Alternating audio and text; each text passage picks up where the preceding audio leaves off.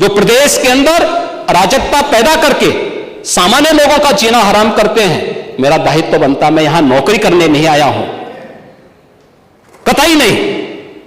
मैं यहां पे इस बात के लिए आया हूं कि अगर वो करेगा तो भुगतेगा भी फिर, और इसीलिए मैं यहां पे आया हूं कि हम लोग उससे लड़ेंगे। ये लड़ाई हमारी सामान्य लड़ाई नहीं है, ये प्रतिष्ठा की लड़ाई भी नहीं है। मुझे प्रतिष्ठा प्राप्त करनी होती है तो मुझसे इससे ज्यादा प्रतिष्ठा अपने मठ में मिल जाती है, कोई आवश्यकता नहीं मेरे लिए। नमस्कार, मैं अर्चना तिवारी आप सभी का स्वागत करती हूं द राज धर्म पर। आप लोगों को याद है योगी जी ने जो कुछ महीनों पहले सदन के अंदर कहा था, मिट्टी में मिला दिए जाओगे, उसके बाद अतीक का हाल जो हुआ वो हम सबके सामने रहा, जिसको हम कहते हैं कि रेस्ट इन हिस्ट्री।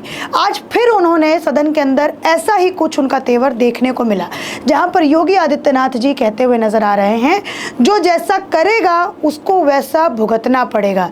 वो कुछ मामले याद दिला करके और प्रदेश की जैसी अभी हालत हो रखी है उसको याद दिलाते हुए योगी आदित्यनाथ जी बड़े ही फ्यूरियस नजर आए और वो बहुत ही ज़्यादा गुस्से में नजर आए। उन्होंने यहाँ तक कह दिया कि मैं यहाँ पर नौकरी करने नहीं आया हूँ, अगर मुझे प्रतिष्ठा की ज़रूरत होती तो मैं अपने मठ में इससे ज़्यादा अच्छी प्रतिष्ठा पा रहा था। ये सब योगी आदित्यनाथ जी ने क्यों कहा, आज के इस वीडियो में आपको मैं बताऊंगी। और मैं आपको ये भी बताऊंगी कि आखिर उत्तर प्रदेश के अयोध्या जिले में एक ऐसी घटना घटी जिसने हम सबको शर्मसार कर दिया है।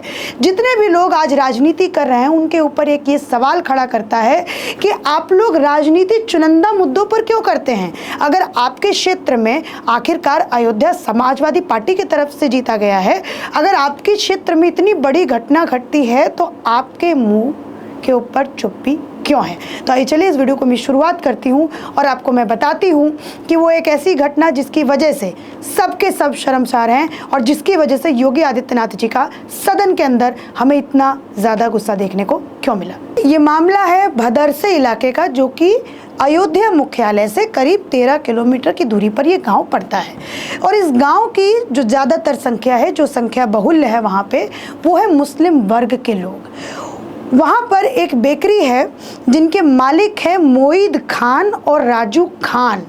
उन लोगों ने आज से 2-2.5 महीने पहले वहीं की एक स्थानीय लड़की, जो शायद ओबीसी या फिर एससी समाज से आती है, उस बच्ची की उम्र कहीं पर 12 साल बताई जा रही है तो किसी रिपोर्ट में उस बच्ची की उम्र 16 साल बताई जा रही है। जब मुख्यमंत्री जी ने अपने सदन के अंदर भाषण में उसका जिक्र किया तो वहाँ पर बताया कि उस बच्ची की उम्र 12 साल है। वो बच्ची 12 साल की उम्र की है। इन दोनों लोगों ने, जिसका नाम है राजू खान और मोईद खान ने, उस बच्ची को काम देने के बहाने अपनी बेकरी में बुलाया आज से 2-2.5 महीने पहले। फिर उसके साथ सामूहिक बलात्कार किया, उसके साथ साथ उसका वीडियो भी बनाया और उसको ब्लैकमेल किया कि अगर तुम बाहर जा कर के किसी को भी इसके बारे में बताती हो तो हम तुम्हारा ये वीडियो वायरल कर देंगे। जो कि आजकल सोशल मीडिया का ज़माना है। बच्ची भयभीत हो गई। उस बच्ची को बताया जा रहा है कि उस बच्ची का नाम शायद किशोरी है, क्या पता किसी रिपोर्ट्स में, चूँकि जो रेप विक्टिम्स होते हैं उसका हम नाम नहीं बता सकते हैं, तो किसी रिपोर्ट्स में उसका नाम किशोरी दिया हुआ है। तो किशोरी के मन में ये भय आया कि अगर मेरा ये वीडियो, ये इतना गंदा वीडियो जो इन लोगों ने बनाया है दुष्कर्म करते हुए, अगर ये वीडियो वायरल हो गया तो शायद मेरे परिवार वाले मुझे छोड़ेंगे नहीं, कहीं ये गलती मेरे ऊपर ही ना ठहरा दी जाए कि इसमें गलती पूरी की पूरी मेरी है। तो किशोरी 2 महीने तक चुप रही।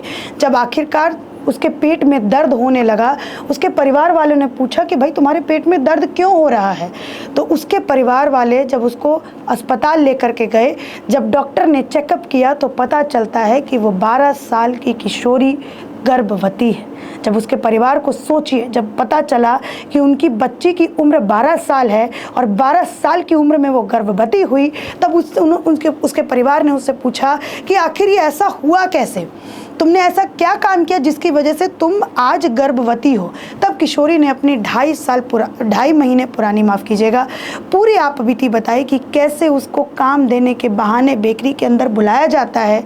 मुस्लिम बहुल इलाके में वो मुस्लिम व्यक्ति जिसका नाम है मोईद खान और राजू खान, उसका इलाके में दबदबा है, वो उसको काम देने के बहाने बुलाता है और उसके साथ सामूहिक बलात्कार करता है और उसको धमकी देता है कि तुमने अगर अपना मुंह खोला तो मैं ये तुम्हारा वीडियो पूरी तरीके से हर जगह वायरल कर दूंगा। जब उसके माता पिता को इसके बारे में पता चलता है तब उसके वो घर पर जाते हैं, मोईद खान के घर पर, और जब उससे सवाल करते हैं कि तुमने हमारी बच्ची के साथ ऐसा क्यों किया, तो उस व्यक्ति ने इतना शर्मनाक जवाब दिया कि आप सुनेंगे तो आपके रोंगटे खड़े हो जाएंगे और आप ये सोचने पे मजबूर हो जाएंगे कि अगर कोई समाज इनके बहुल इलाके में हो तो क्या हमारी बच्ची सेफ है क्या। उस व्यक्ति ने जवाब दिया कि ऐसी घटनाएं तो होती रहती हैं, ये लीजिए 2000 रुपये रखिए और आप जाकर के अस्पताल में इसका अबॉर्शन करवा दीजिए। ये जवाब मोईद खान ने दिया, जो बेकरी का मालिक, और इसमें प्लस पॉइंट अगर मैं आपको बताऊं तो मोईद खान समाजवादी पार्टी का नेता है, उसका उस इलाके में दबदबा है। और सोचिए, समाजवादी पार्टी के सांसद अयोध्या से जीते हैं, जिसका ढिंढोरा हमने देखा था कि जब 2024 का लोकसभा जीतने के बाद जब सारे सांसद, नवनियुक्त सांसद, जब वो शपथ ग्रहण कर रहे थे तो किस तरीके से जय अवधेश के नारे लगे और ये बताया गया कि देखिए कैसे दलित समुदाय से हमने एक नेता खड़ा किया है। और जब उसी पार्टी का लीडर ऐसा कुछ कुकर्म करता है तो उस पार्टी के मुंह पे पूरी तरीके से ताला लगा हुआ है। आज अखिलेश जी तो संसद में कल पूछ रहे थे कि आप जाति पे सवाल कैसे उठा सकते हैं, लेकिन आज वही अखिलेश यादव इस घटना के ऊपर चुप हैं। और जब आज मुख्यमंत्री ने सदन के अंदर इस बात को उठाया है तो उनके तरफ से ये जवाब ज़रूर आएगा कि आप ये मुस्लिम देख करके, जाति देख करके कार्रवाई करते हैं। हालांकि ये दोनों अपराधी गिरफ्तार कर लिए गए हैं, चूँकि इनके ऊपर एफआईआर 2 महीने बाद हुआ तो इस वजह से ये दोनों अपराधी गिरफ्तार कर लिए गए हैं। मैं फिर से एक बार नाम बताना चाहती हूँ अपराधियों का, मोईद खान और राजू खान, इन दोनों लोगों को गिरफ्तार कर लिया गया है। इनकी संपत्ति पर भी जांच चल रही है।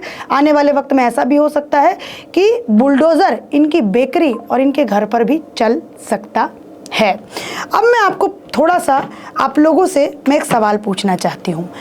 अगर इस मामले को आप रिवर्स करके सोचिए, थोड़ा सा मामला आप रिवर्स कीजिए, अगर यहाँ पे जो विक्टिम है वो अगर मुस्लिम होती, क्योंकि मैं खुल करके बात करती हूँ तो इसलिए मैं आप सभी के सामने खुल करके ही बात कर रही हूँ। सोचिए अगर ये मामला रिवर्स होता, ठीक है, मैं यहाँ पे 2 केस मैं आप लोगों के सामने रखूंगी। पहले केस पर बात करते हैं। अगर ये मामला रिवर्स होता, जो विक्टिम लड़की है, जो 12 साल की किशोरी, जिस बच्ची के नाम बात हो रही है, अगर वो कहीं फातिमा होती और जिन्होंने रेप किया है अगर वो हिंदू समाज से होते तो कितनी सारी मीडिया जिन्होंने ये भी चलाया कि कावड़ लेके जा रहे जो लोग हैं वो आतंक फैलाते हैं, आज सब के सब आपको अयोध्या के अंदर धरना देते हुए नजर आते। काफ़ी सारे ऐसे मीडिया और सोशल मीडिया के बड़े बड़े इन्फ्लुएंसर्स हैं, ध्रुव राठी जी भी हैं और बड़े सारे लोग हैं जो इस घटना के ऊपर वीडियो बनाते हुए नजर आते। आपको याद है कठुआ, जम्मू में जो एक घटना घटी थी, कठुआ वाला कांड, उसके ऊपर देखा था कितना इंटरनेशनल मुद्दा बन गया था। आज यहाँ पे चूंकि बच्ची हिंदू है, ओबीसी या फिर ऐसी समुदाय से आती है, तो उसके लिए कोई भी इंटरनेशनल प्लेटफॉर्म पे इस बच्ची के लिए मुद्दा नहीं उठाएगा। लेकिन ज़रूरत भी नहीं है, क्योंकि यूपी के अंदर योगी आदित्यनाथ बैठे हैं जो सदन के अंदर इस बात को कहते हैं कि मैं यहाँ पर अपनी नौकरी करने नहीं आया हूँ, मुझे अगर प्रतिष्ठा की ज़रूरत है तो मैं अपने मठ में इससे ज़्यादा प्रतिष्ठा पाता हूँ, जो जैसा करेगा उसको वैसा भरना पड़ेगा। अब मैं दूसरे केस पर आती हूँ। मानिए आप लोगों को मालूम है कि 2024 के इलेक्शन से ही, जब 2024 का इलेक्शन हो रहा था, कैंपेनिंग हो रही थी, बहुत ज़्यादा आप लोगों ने सुना होगा पिछड़ा वर्ग, ओबीसी समुदाय, रिजर्वेशन ख़त्म कर देंगे। सारे के सारे जो विपक्षी दल हैं, जितने भी हमारे देश की अपोजिशन है, इंडिया अलायंस, वो सब के सब इनके ऊपर बड़ा ध्यान दे रही थी। फायदा भी मिला था। अखिलेश यादव जी को पहली बार ऐसा हुआ था कि दलितों ने वोट किया था यूपी के अंदर इस लोकसभा इलेक्शन में। आज वो बच्ची पिछड़ा समाज से आती है। आपके जो वहाँ के सांसद हैं वो खुद एससी समुदाय से आते हैं, पासी वर्ग से आते हैं, लेकिन जब उनसे सवाल किया जाता है तो वो कहते हैं कि मुझे तो इस घटना के बारे में मालूम ही नहीं है कि ये कौन सी घटना के बारे में आप बात कर रहे हैं, क्योंकि जो अपराधी हैं वो आपके कोर वोटर्स हैं, इसीलिए आपके मुंह पे सेलो टेप चिपका हुआ है। चलिए अब इस वीडियो का समापन करते हैं और मैं आशा करती हूँ उन लोगों से जो 1-1 घंटे का वीडियो बना करके देश के मुद्दों पर सवाल उठाते हैं, देश की घटनाओं का जिक्र करते हैं, मणिपुर की बात करते हैं, अलग अलग हिस्सों की बात करते हैं, वो ज़रा इस घटना की भी बात करेंगे। और जो फैक्ट चेक करते हैं वो ज़रा इस घटना को भी उठाएंगे और फैक्ट चेक करके बताएंगे कि आखिर मुस्लिम बहुल इलाके में हिंदू लड़कियां सेफ क्यों नहीं हैं। इसके ऊपर फैक्ट चेक ज़रूर करेंगे।